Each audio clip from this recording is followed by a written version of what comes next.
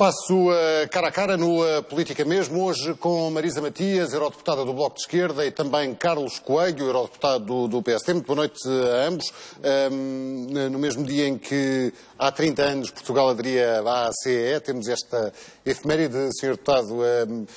Esta decisão do FMI, este relatório do FMI é para ignorar?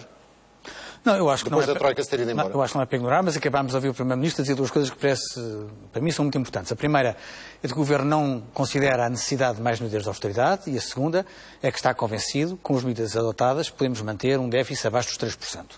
Agora, eu acho que cada um está a fazer o seu papel. Portanto, os nossos criadores estão a fazer pressão para garantir que Portugal não volta atrás, isto é, que o trabalho de consolidação orçamental vai continuar, e nós temos que fazer o nosso papel, que é não deitar para trás o que já conseguimos.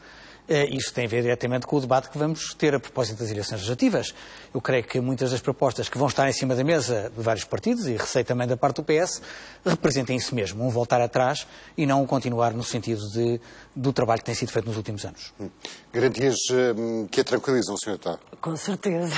Extremamente tranquila, Paulo, com as garantias que me são dadas pelo Sr. Primeiro-Ministro. É um caminho de consolidação orçamental tão forte que temos feito em Portugal, que nem o próprio FMI acredita, e estão dentro, digamos assim, do mesmo barco, no sentido que defendem um modelo para o país que não é seguramente o modelo que eu defendo. Acho que não está a haver nenhuma consolidação orçamental em Portugal. A prova disso é que o déficit não está controlado dentro daquilo que o próprio Governo sequer preveu, ou o FMI, ou as instituições da Troika. A Troika, como se pode ver, não se foi embora, continua aqui, foi apenas em nome, mas não foi na prática, e as recomendações do FMI aí continuam todos os dias para nos lembrar que a Troika não foi embora. E em relação à dívida estamos conversados. Aliás, o próprio Governo, no programa que apresenta, nas garantias que dá aos cidadãos, nas 9 garantias que dá, o máximo que assume é poder chegar ao final do mandato com um nível de dívida acima daquela que estava quando assumiu funções no Governo. E, portanto, obviamente nós temos entendimentos diferentes. Mas é uma perspectiva cautelosa ou não? Não me parece que seja uma perspectiva cautelosa. Eu acho que é uma perspectiva que não tem em conta a realidade em que estamos. No mínimo, é uma perspectiva ficcional, porque este caminho é um caminho de recessão e como nenhum dos indicadores que tivemos até aqui, ou dos objetivos que foram definidos, sequer foi cumprido, também nada me leva a crer que estes, por muito cautelosos que possam parecer, venham a ser cumpridos. Acho que... Ainda assim, Sr. Deputado, Portugal não é a Grécia. Repetindo o clichê que se ouviu tantas vezes, mas tendo em conta a situação da Grécia nesta altura, não estamos aí. Nós não somos a Grécia e somos a Grécia ao mesmo tempo, porque eu acho que há duas questões. É óbvio que as realidades económicas são diferentes, é óbvio que as situações são diferentes, mas aquilo que está em causa, quer para a Grécia, quer para Portugal, é exatamente a mesma coisa. É se devemos continuar neste caminho de destruição do Estado Social e de imposição da austeridade como a única alternativa existente, e que na realidade pode-se dizer que a economia está melhor, mas nem sequer os indicadores o mostram, mas a vida das pessoas está cada vez pior e muitas das pessoas nem sequer têm condições para viver neste país e é forçada a abandoná-lo, como na Grécia, e portanto aí a questão da linha política é a mesma. É uma tentativa de impor à escala europeia uma linha política que seja aplicável a todos, mas que responda aos interesses muito restritos, não responde seguramente ao interesse coletivo e às necessidades que nós temos em Portugal e na Grécia, e a esse respeito há semelhanças, obviamente. Não é a Grécia, por um lado, pelas condições que disse, económicas diferentes, e por outro lado também, infelizmente, porque penso que em Portugal o nível de resistência à austeridade e o nível de sofrimento da população está ainda numa dimensão em que as pessoas não começaram a lutar pelos seus direitos e pela sua vida e dizer isto não é sustentável, esta dívida não é sustentável, o modelo económico que estamos a seguir não é sustentável, as políticas que estão a ser adotadas não são sustentáveis. Portanto, obviamente, o que nos espera é uma austeridade sem fim e isso não é um caminho para este país. E, portanto, eu acho que os indicadores não são apenas cautelosos, são irrealistas, mesmo que sejam cautelosos, são irrealistas e são ficcionais porque não têm nenhuma aderência à realidade em que vivemos. Eu acho que Portugal não é da Grécia, de facto. Não é a Grécia por duas razões fundamentais. A primeira é porque, ao contrário da Grécia, Aqui não temos um governo que ignora a realidade. O governo grego parece ignorar completamente a realidade. Sobre isso falaremos. E não é a Grécia, porque não está na situação de pré-bancarrota em que a Grécia está. A Grécia tem até ao final deste mês para pagar 1,6 mil milhões de euros ao FMI.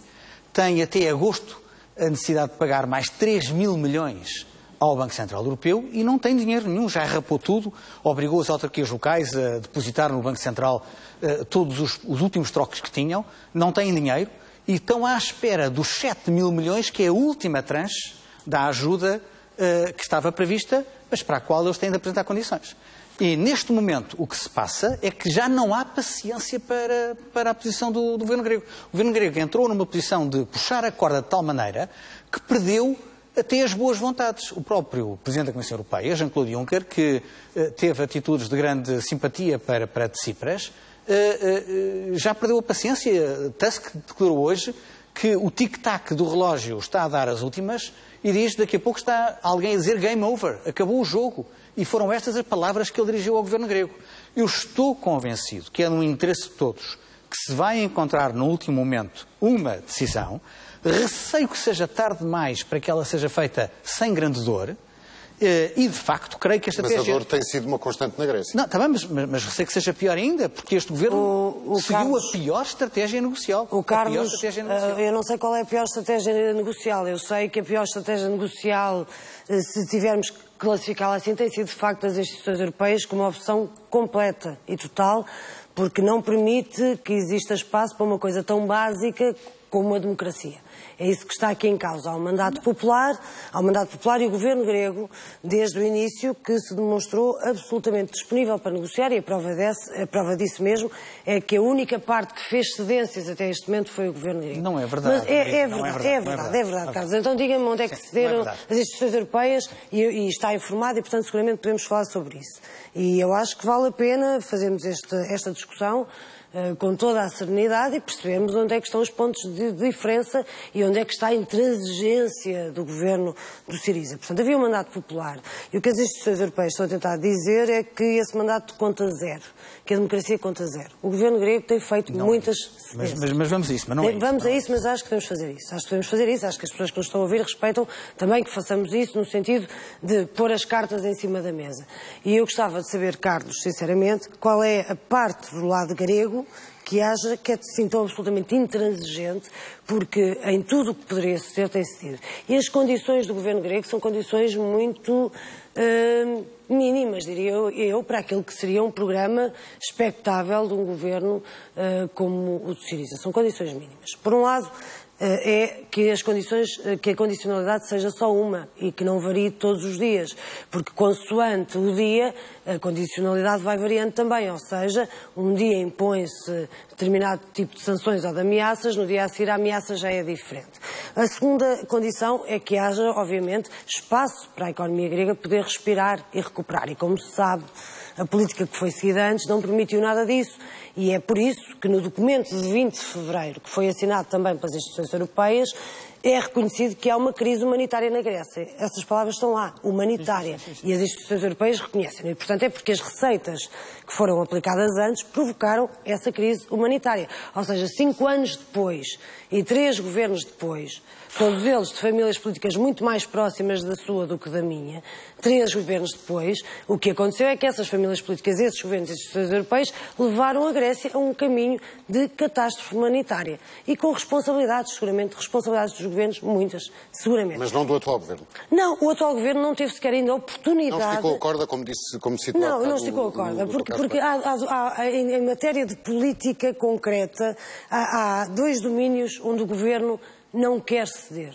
E esses domínios têm a ver com a resposta precisamente à situação de crise humanitária que se vive no país e tem a ver com os salários e com as pensões. Vamos ter que encarar a questão do sofisma democrático, porque toda a argumentação da deputada Marisa Matias parte deste pressuposto. Eles fizeram promessas, temos que respeitar as promessas que eles fizeram, custem o que custar. Estão a negociar. Isso não é possível. Estão a negociar.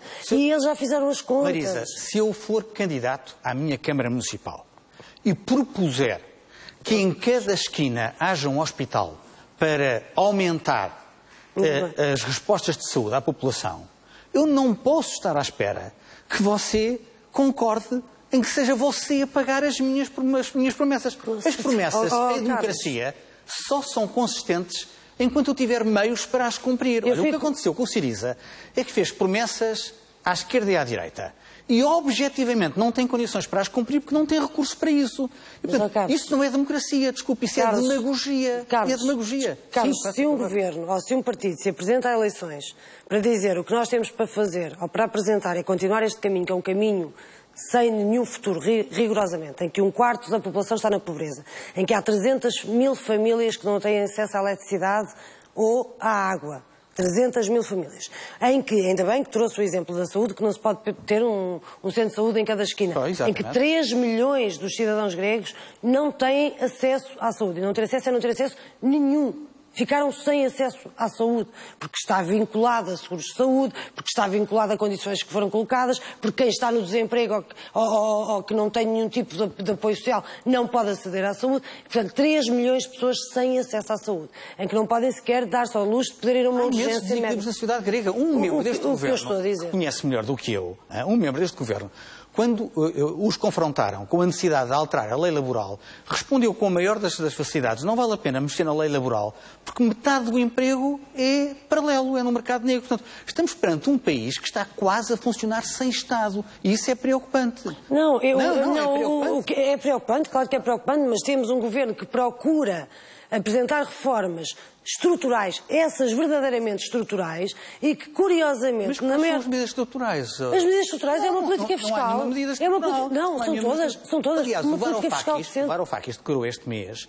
numa entrevista que, aliás, passou também na imprensa portuguesa, uma coisa curiosa, disse: bem, todas as partes, ele não pôs o governo grego fora disso, todas as partes estão demasiado preocupadas em responder a um problema imediato de liquidez e menos preocupadas em responder em soluções de médio e longo prazo que conduzam a uma situação económica sustentável na Grécia, capaz de assegurar... É isso precisamente que estão a tentar fazer. Por isso é que apresentaram na lista de medidas... Ninguém está a tentar fazer. Estão todos a pensar no imediato.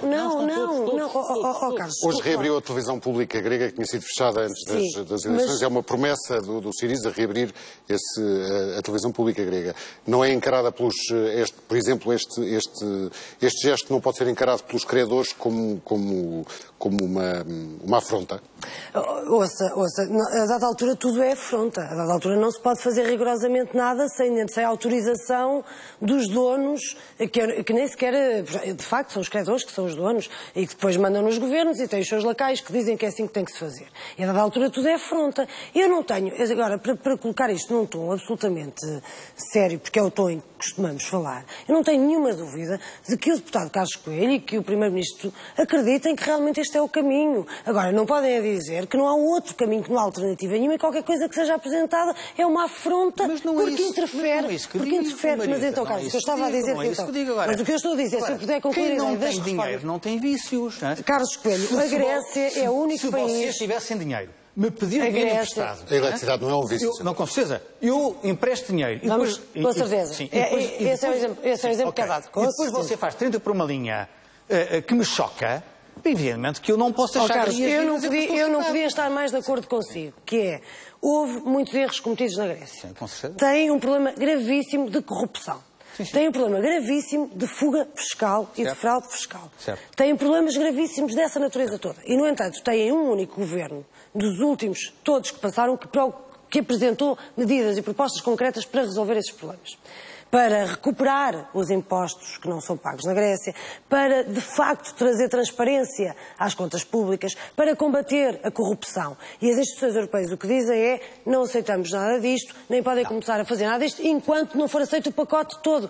Sabem disso? Sabe disso? E porquê? Porque dizem... Que as medidas não são vistas a Mas é que as contas estão feitas, não é uma questão de liquidez nem de economia, é uma questão política. O Carlos sabe disso tão bem como eu. A questão é política, não é de economia. As contas foram feitas.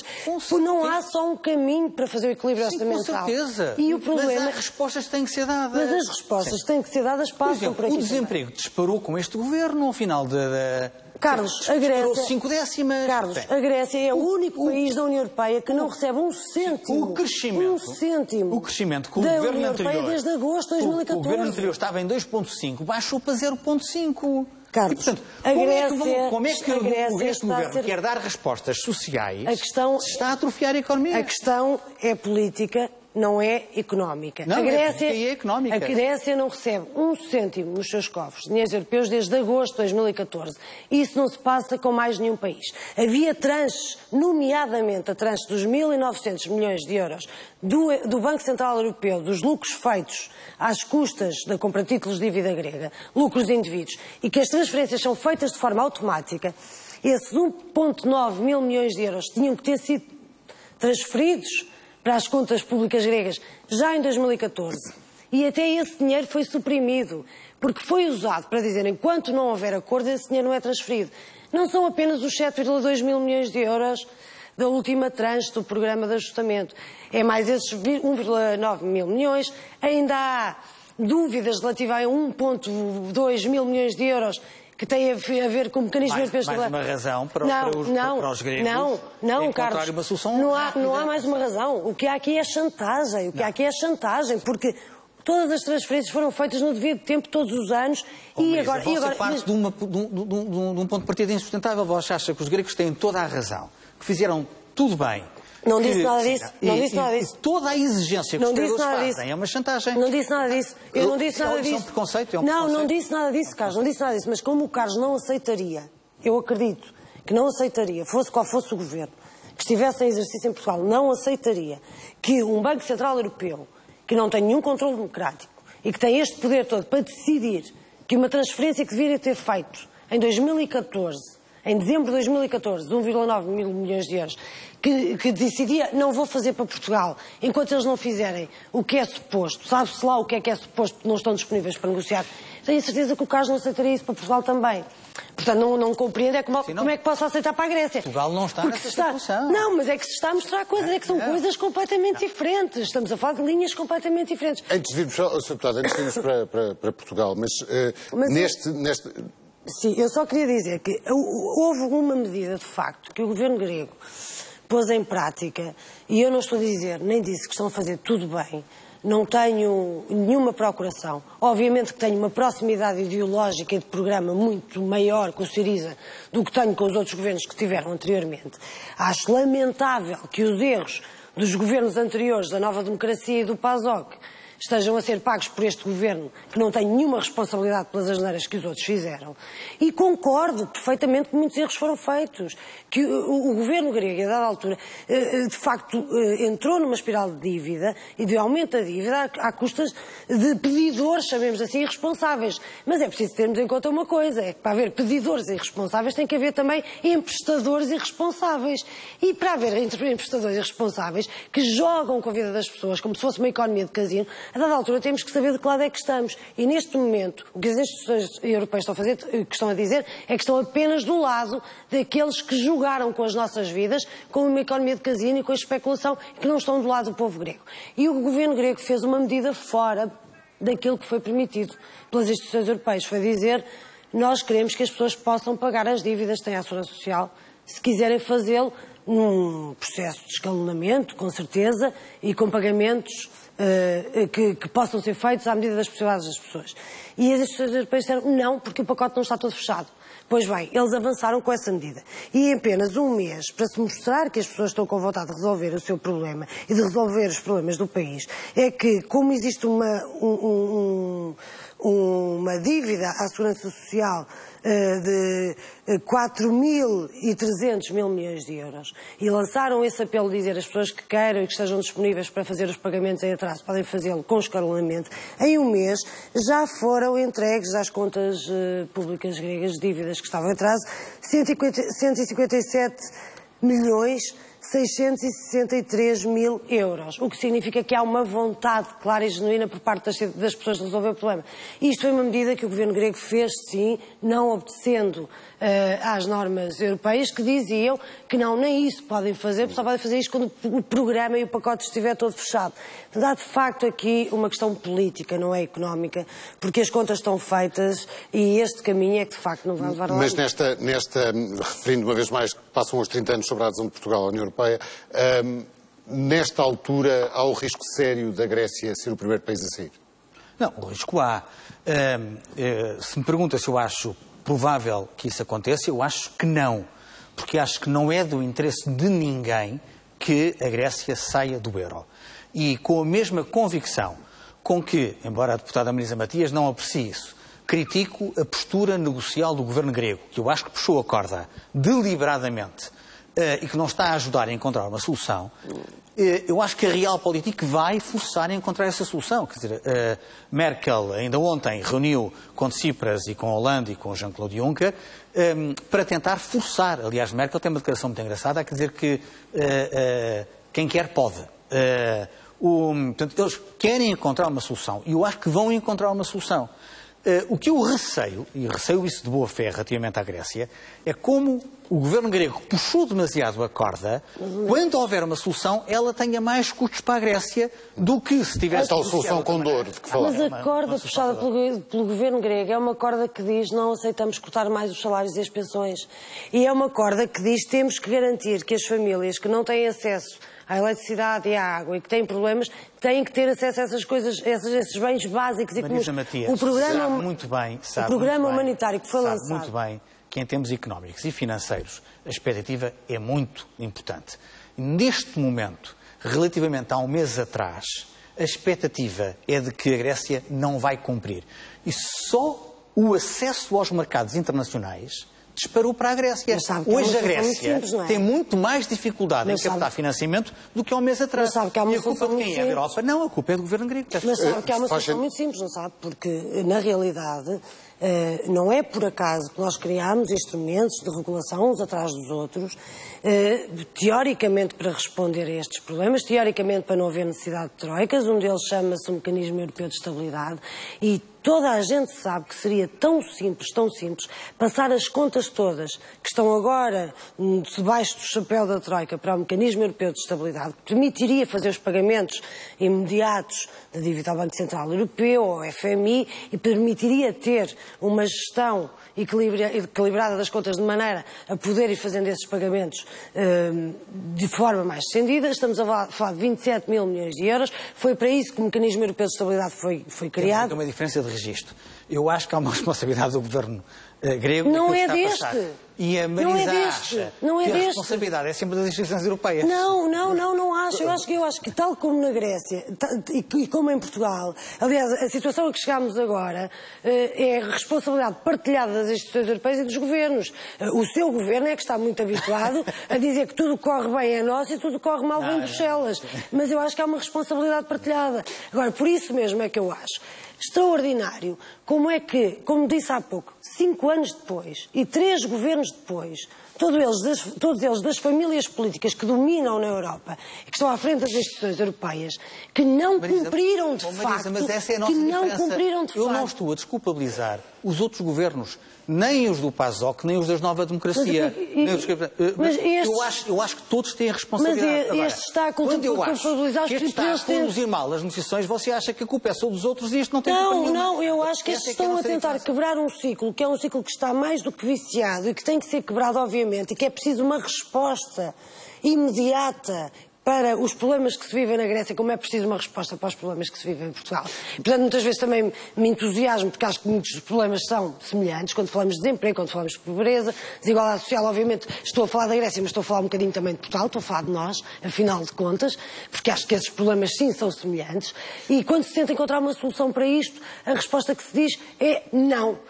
Não pode ser assim, porque a questão é política, porque não se pode sair da austeridade. Quando este governo... Não é política, é uma questão financeira. Não é uma questão... É uma questão também, e pegando na deixa da Marisa Matias, indo ao 10 de junho e aos alertas ao discurso do Presidente da República, estabilidade política, mas 4 pontos traçados por Cavaco Silva, todos eles são pacíficos ou não, do seu ponto de vista?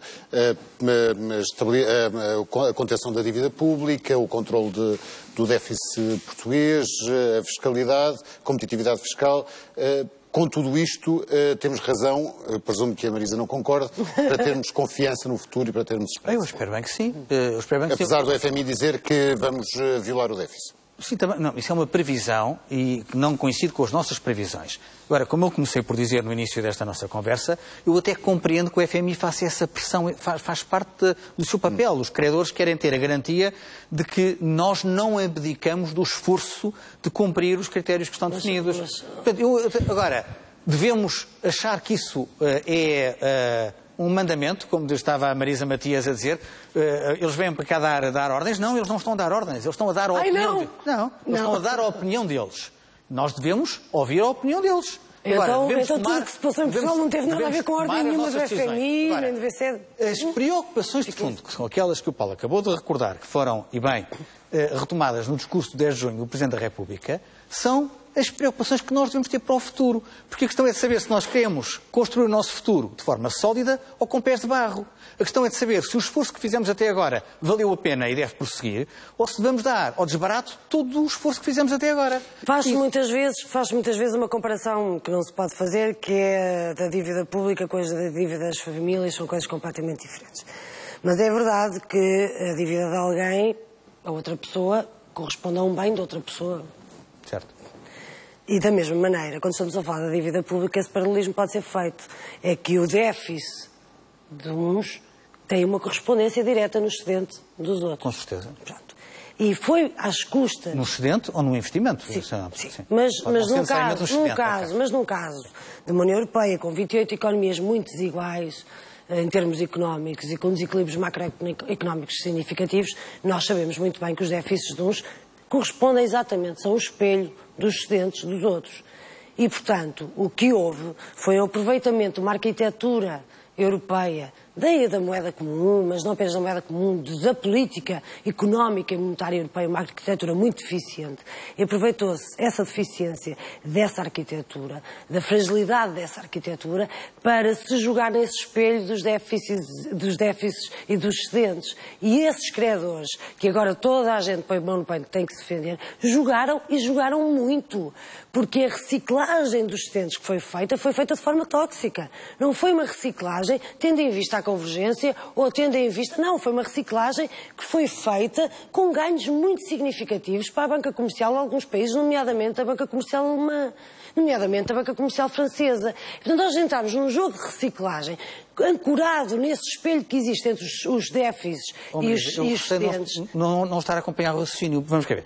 Que houve interesses económicos e financeiros, é evidente que houve. Agora, ninguém nos obrigou a comprar. Nós comprámos mais do que aquilo que vendemos. Isto é, nós importámos mais bens do que aqueles que tínhamos para exportar. Mas vivemos acima das nossas possibilidades. Vivemos acima das nossas possibilidades, é evidente.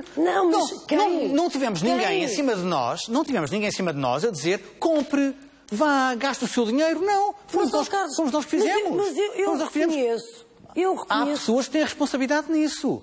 Há membros de governos portugueses que gastaram o dinheiro que não tinham, imputando as responsabilidades para as próximas gerações e para a dívida internacional, para fazer muitas adjudicações e para fazer muitas inaugurações. Nós sabemos que isso aconteceu. Vivemos acima das nossas possibilidades. Mas é também esse o preço das dificuldades que estamos a pagar. Algum desses membros desses governos foi condecorado no último 10 de junho, do seu ponto de vista? Bem, eu espero que não esteja a fazer uma referência ao Teixeira dos Santos. Sim. Eu compreendo as razões que levaram o Presidente da República a condecorar o Ministro das Finanças, o ex-Ministro das Finanças, Teixeira dos Santos, que acho que é uma pessoa responsável, independentemente da reputação e do prestígio que tem.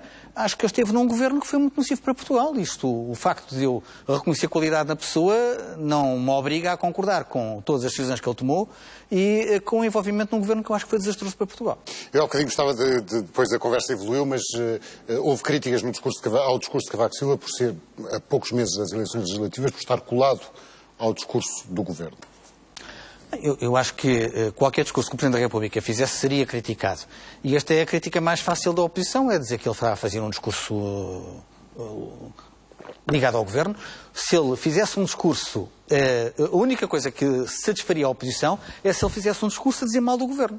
Como ele não fez esse discurso, tinha que ser criticado pela oposição, parece-me evidente. Carlos, vamos lá ver uma coisa. Um Presidente da República que há 4 anos fez uma mensagem, já não me recordo se de Natal, se de Ano Novo, a dizer que estávamos numa espiral recessiva, que os portugueses não aguentavam mais sacrifícios e que um ano a seguir a espiral recessiva agravou-se. O desemprego aumentou, as desigualdades aumentaram, a pobreza também. 2 anos a seguir isso continua a acontecer, 3 anos também, e 4 anos depois... Marisa, só você é que viu a espiral recessiva. Não. Não estão... Não, eu acho que nós não estamos em nenhuma espiral recessiva.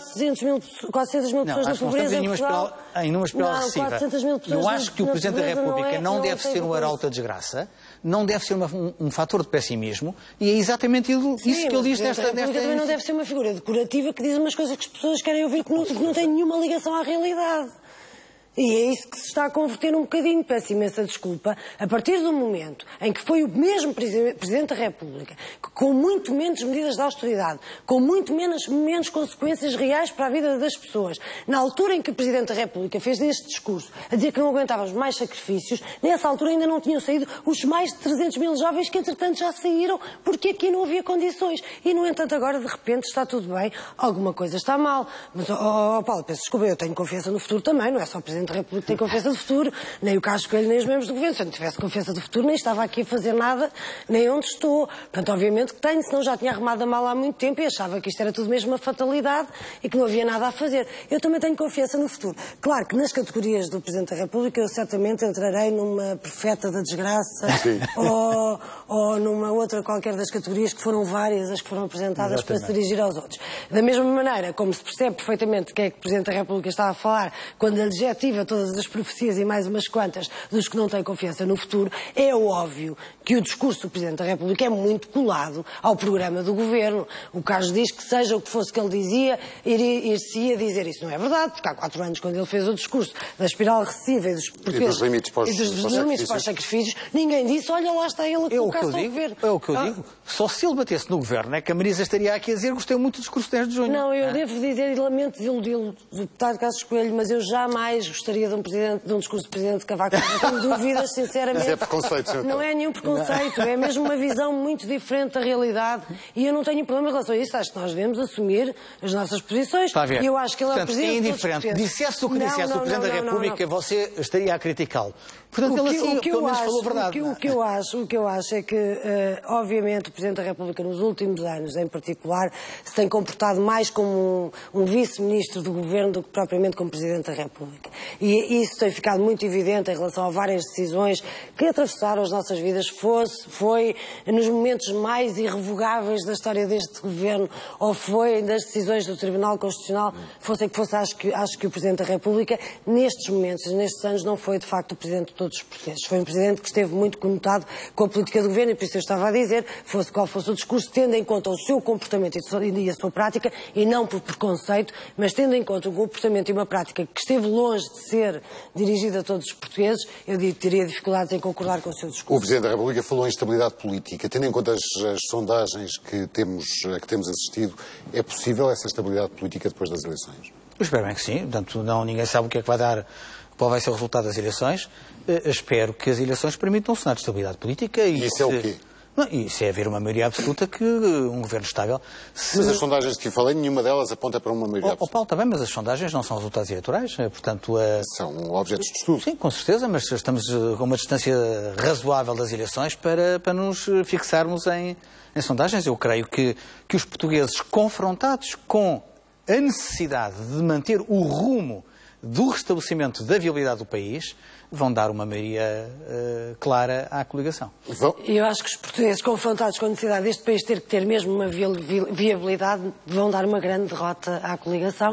É a única forma. Mas eu fico surpreendida com esta simpatia que o Carlos Coelho tem pelas maiorias absolutas, até porque há tantos anos que está no Parlamento Europeu. Um Parlamento onde é absolutamente impossível haver maioria absoluta de um grupo parlamentar, nunca se lida com maiorias absolutas, lida sempre com maiorias relativas e negocia-se. O Carlos não se tem saído mal, para mal dos meus pecados, em grande parte das vezes, porque não concordo, obviamente, com muitas das decisões que têm saído dos acordos e dos negócios que são feitos e dos compromissos de negócio, não tem aqui nenhum sentido pejorativo, entre algumas famílias para se conseguir maiorias. Nunca me pareceu que o Carlos estivesse como um coelho fora d'água, para a expressão, por não haver maioria absoluta do seu grupo parlamentar no Parlamento Europeu. A democracia tem que ser o reflexo daquilo que é a diversidade na sociedade.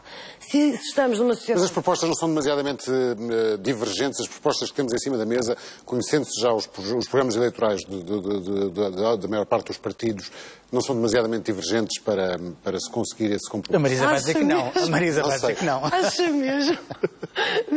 Paulo, diga-me assim uma grande divergência, assim mesmo de fundo. Eu acho que há diferenças, obviamente que existem. Por exemplo, quando olhamos para os programas, há diferenças, por exemplo, ao nível do Estado Social. A forma como se olha para o Estado Social, há de facto diferenças.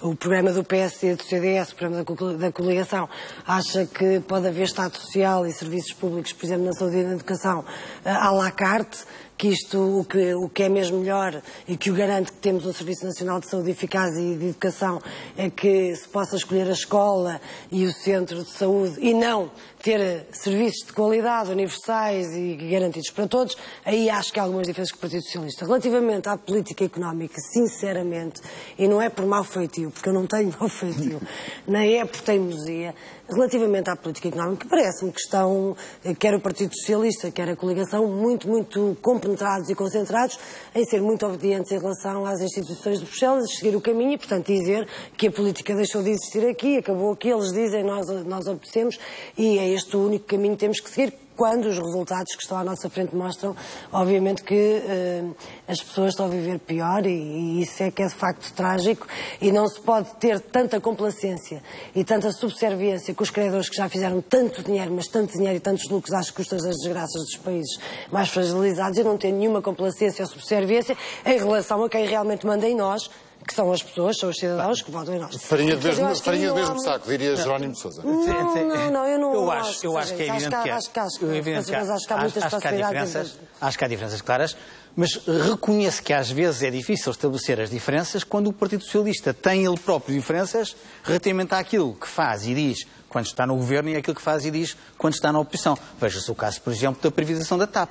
A privatização da TAP é um processo que começa aos 18 anos com o governo socialista. É o governo socialista que desencadeia o mecanismo de privatização da TAP e agora o Partido Socialista acorda na oposição para uma atitude contra a privatização. Olha, quando um contra esta privatização. Os moldes desta privatização. Sim, de certa forma sim, porque ainda há 3 anos, em 2012, António Costa defendia uma solução de fusão da TAP com uma companhia brasileira, que fazendo uma grande companhia latino-americana, que de facto era um modelo diferente, mas que parte do mesmo raciocínio. É o raciocínio de considerar que a TAP sozinha no Estado não tinha... Hoje no Parlamento o Sr. Deputado disse que Portugal vendeu, o Governo vendeu a TAP por meio Jorge Jesus. Não, eu acho que isso não é sério. O Paulo Ferreira, no Observador, tem uma análise muito engraçada em que identifica o passivo da TAP. A TAP deve mais de 1.000 milhões de euros. Se abatermos aquilo que são aquilo que a empresa tem, ficam 500 milhões de euros de dívida. Ora, se a TAP continuasse na esfera pública, presumindo, a Marisa sabe que isso não é possível, presumindo que Bruxelas iria autorizar uma ajuda de Estado, nós precisamos dar de dinheiro público 500 milhões de euros. Mas, é rigoroso, é rigoroso. Mas isto é extraordinário. Porquê é que não usam para a TAP exatamente a mesma linguagem e a mesma retórica que usam para o Governo e para o país? Aquilo que a empresa que ganhou Eu agora não percebi. A Gateway.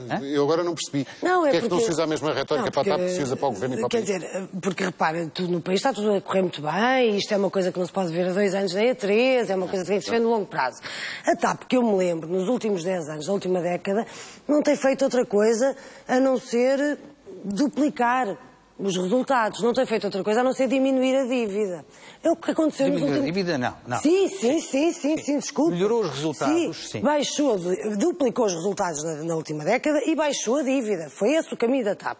A TAP tanto é viável e tanto tem potencial para ser viável que é comprada. Se não fosse viável, não havia ninguém que a comprasse. Com certeza. Como é óbvio. Portanto, a questão é de saber. Aqui a questão fundamental é se nós queremos... A questão é de saber quem é que tem capacidade de meter dinheiro na empresa. Nós não temos. A questão fundamental é saber se nós queremos mesmo vender o país todo e já falta pouco... Não é isso, Marisa. E se queremos abdicar de ter a maior transportadora nacional... A empresa que ganha vai meter 350 milhões de euros na... Nós não temos 350 milhões para meter e não temos possibilidade legal de o fazer. Portanto, a única Nem sequer hipótese... tentou. Não, a única Nem sequer hipótese... tentou. A única Não se hipótese... tentou. A única Por acaso, houve algum pedido do governo português? A única hipótese que Nem havia... se tentou. Eu gostava que se tivesse feito um esforço como se fez, por exemplo, para o novo banco. Porque era preciso menos dinheiro para a TAP do que para o novo banco. Mas não se tentou. Eu não consta que tenha chegado algum pedido a Bruxelas para saber se havia alguma possibilidade de ajudas estatais. Não houve essa tentativa. Não houve essa tentativa. E, de facto... Foi muito clara a última vez que houve ajudas de Estado que não permitiria... Mas desta vez não valia a pena ter-se pedido? Eu acho que íamos ter uma negativa como tivemos da última vez. Mas não se tentou, nem sequer se soube, nem se tentou. Mas independentemente disso, é óbvio que a TAP é demasiadamente estratégica para ser privatizada, como os Correios e foram, como a Energia e foi, como os aeroportos de Portugal e foram. É demasiadamente estratégica. E eu não preciso fazer nenhuma campanha em nome da TAP, porque a melhor campanha em nome da TAP quem a fez foram, aliás, os ministros deste governo e o vice-primeiro-ministro Paulo Portas, quando houve a greve dos pilotos da TAP, porque nesses dias era horrível, não podia haver greve, porque a TAP era uma empresa estratégica, porque estava a prejudicar, era fundamental para o turismo, porque estava a prejudicar as contas, porque era a maior transportadora nacional. Se nós quisermos perceber as razões pelas quais a TAP deve continuar a ser pública, e tem que continuar a ser pública, basta ir buscar assim pedacinhos dos discursos dos ministros nos dias da greve dos pilotos e temos toda a propaganda necessária.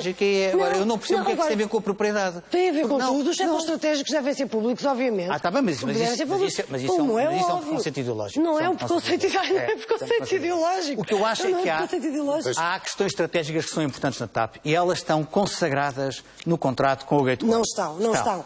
A manutenção da sede e direção em Portugal durante pelo menos 10 anos, as ligações-chave, as rotas-chave, por um período mínimo de 10 anos, o cumprimento integral do serviço público durante 10 anos, a manutenção do hub em Portugal, que é o maior atrativo de valor para a companhia, por um prazo de pelo menos 30 anos. Eu acho que isto é verdadeiramente fundamental. Eu sei, Carlos, que o governo PSD-CDS está a fazer tudo o que está ao seu alcance para Portugal não durar mais 10 anos. Mas é que nós temos que olhar para o país e para as opções que tomamos, não apenas com ciclos eleitorais, e dizer que durante 10 anos está garantido e assim não se está garantido. Portanto, obviamente que nada disto são garantias. E relativamente à sede, não é claro que não possa mudar, mas é sobretudo claro uma coisa, é que este é dos negócios menos transparentes e no meio de tanta controvérsia e com tanta gente a lutar para que a TAP não seja privatizada, o mínimo que o Governo devia fazer era tornar todos os dados de negócio públicos. Todos, sem exceção. E não era ter negociado à pressa, como fez em 3 dias,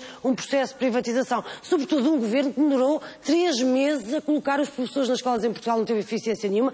Aqui foi tão eficiente, é porque havia negócio. Desde que um governo do PS iniciou este processo, passaram 18 anos. Mas neste negócio e a Marisa desejava que passassem mais 18 anos. Não, eu precisava que mas o país não pode continuar adiado. Temos que tomar decisões e é para isso que este governo está em funções. Mas o que eu desejava era que este governo tomasse decisões não para pôr o país à venda, mas para fazer destes setores mais 18 anos à espera. Não era mais 18 anos à espera, era que continuássemos a ter alguma coisa a dizer. Esta decisão está tomada, Sr. Deputados, obrigado por terem aceitado. Eu espero que não para já está deputada. Para já está tomada, Sr. Deputado, obrigado por ter aceitado o nosso convite. Política Mesmo fica por aqui. Já a seguir, mais futebol. Tenha uma boa noite, bom fim de semana.